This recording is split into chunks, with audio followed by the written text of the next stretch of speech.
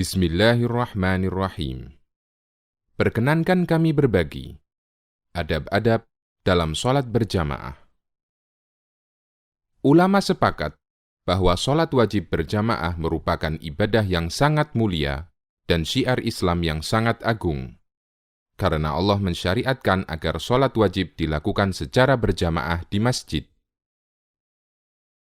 Allah berfirman, Qul amara rabbi bil qisti wa aqimu wujuhakum inda kulli masjidin wad'uuhu mukhlishina lahuddin. Katakanlah, Tuhanku menyuruh menjalankan keadilan. Dan katakanlah, arahkanlah wajahmu dengan melaksanakan sholat jamaah di setiap masjid, dan sembahlah Allah dengan mengikhlaskan ketaatanmu kepadanya. Quran Surat Al-A'raf ayat 29. Karena itu, Rasulullah Shallallahu Alaihi Wasallam memberikan perhatian besar terhadap sholat jamaah.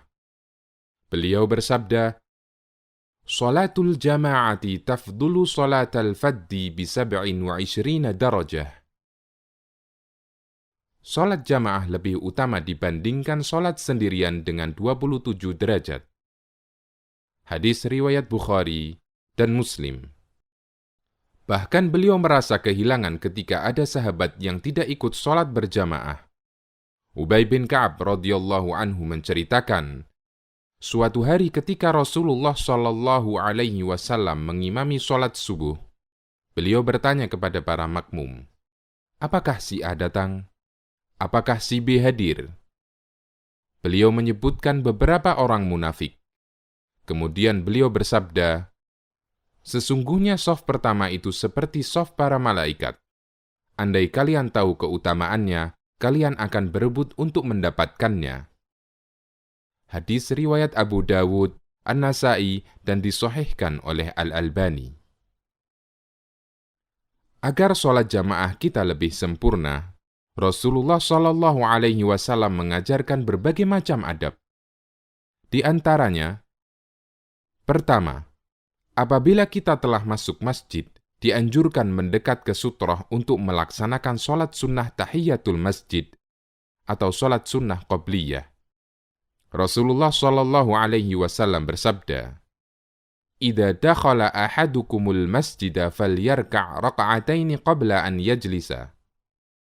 Apabila kalian masuk masjid, lakukanlah sholat 2 rakaat sebelum duduk.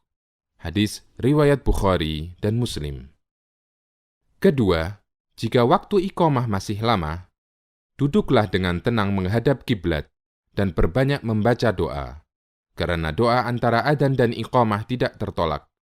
Rasulullah Shallallahu Alaihi Wasallam bersabda, "La yuraddu du'a'u bainal adzani wal iqamah." Doa antara adzan dan iqamah tidak ditolak. Hadis riwayat Abu Dawud, Tirmidzi, dan disahihkan oleh Al-Albani.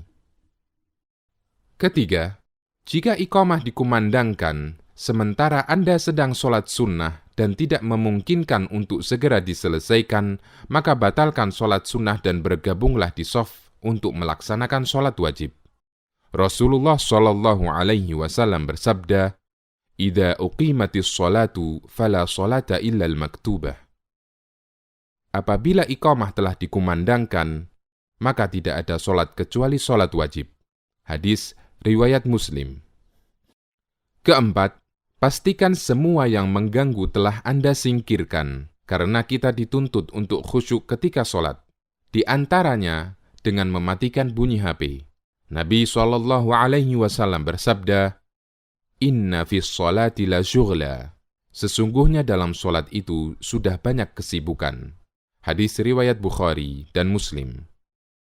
Orang yang sholat, dia disibukkan dengan merenungi bacaan-bacaan sholat dan gerakan-gerakannya. Karena itu, jangan sampai kesibukan dalam sholat tersebut ditambah lagi dengan kesibukan yang tidak bermanfaat. Kelima, apabila Anda mendengar bunyi HP Anda karena lupa mematikannya sebelum sholat, maka segera matikan HP Anda, meskipun sedang melaksanakan sholat. Dan gerakan semacam ini tidak membatalkan sholat, karena gerakan ini dibutuhkan. Al-Hafidh Ibnu Hajar mengatakan, Dianjurkan menghilangkan segala yang mengganggu orang yang sholat dengan cara apapun, agar dapat menjaga untuk selalu khusyuk. Keenam, pastikan shaf sholat rapat dan lurus. Merapatkan dan meluruskan shaf sholat berjamaah hukumnya wajib. Imam bertanggung jawab memerintahkan makmum untuk merapatkan dan meluruskan shaf mereka. Rasulullah Shallallahu Alaihi Wasallam hampir tidak pernah lupa mengingatkan para sahabat akan hal ini setiap sholat jamaah. Karena lurus dan rapatnya shaf merupakan salah satu tonggak kesempurnaan sholat jamaah. Rasulullah Shallallahu Alaihi Wasallam pernah memerintahkan para sahabat, "Sawwu sufufakum fa inna taswiyatas shaffi min tamamis shalah." Luruskan shaf kalian, karena meluruskan shaf bagian dari kesempurnaan sholat. Hadis riwayat Muslim. Beliau juga memerintahkan agar jamaah merapatkan shaf dan tidak meninggalkan celah dalam shaf. Karena adanya celah akan ditempati setan. Rasulullah Shallallahu Alaihi Wasallam bersabda, "Aqimus sufufa wa hadhu bainal manakibi wa suddul khalal, walinu bi aidi ikhwanikum, wa la tadaru furujatin lisyaitan." Luruskan shaf, rapatkan pundak, dan tutup celah.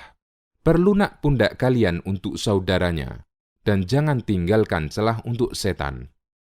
Hadis riwayat Abu Dawud dan disahihkan oleh Al-Albani.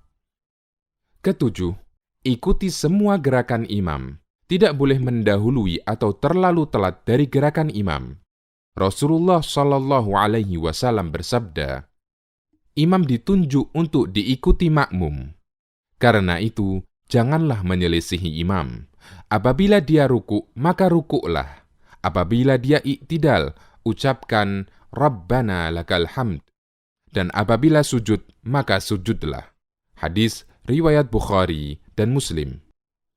Kedelapan, Rasulullah Shallallahu Alaihi Wasallam memberikan ancaman keras bagi orang yang mendahului gerakan imam. Beliau bersabda, "Ama yakhsha ahadukum idza rafa'a ra'sahu qabla al-imam an yaj'alallahu ra'sahu ra'sa himarin aw yaj'alallahu suratahu surata himarin." Tidak takutkah kalian ketika kalian mengangkat kepala bangkit sebelum imam? Maka akan Allah jadikan kepalanya seperti kepala keledai, atau bentuknya seperti bentuk keledai. Hadis riwayat Bukhari dan Muslim. Kesembilan, apabila imam lupa gerakan sholat, makmum dianjurkan mengingatkannya dengan membaca Subhanallah bagi laki-laki dan menepukkan tangan bagi wanita. Rasulullah Shallallahu Alaihi Wasallam bersabda, "Innama ana basyarum mithlukum, ansa kama tansaun, fa idza nasitu fadzakkiruni." Saya hanyalah manusia biasa seperti kalian. Saya lupa sebagaimana kalian lupa. Apabila saya lupa, ingatkanlah saya. Hadis riwayat Bukhari dan Muslim. Nabi Shallallahu Alaihi Wasallam juga bersabda, "Man nabahu syai'un fi salatihi falyaqul subhanallah." Siapa yang mengalami sesuatu dalam sholatnya, hendaknya dia mengucapkan subhanallah. Hadis riwayat Bukhari dan Muslim. Semoga kita dimudahkan untuk selalu istiqomah dalam menjalankannya.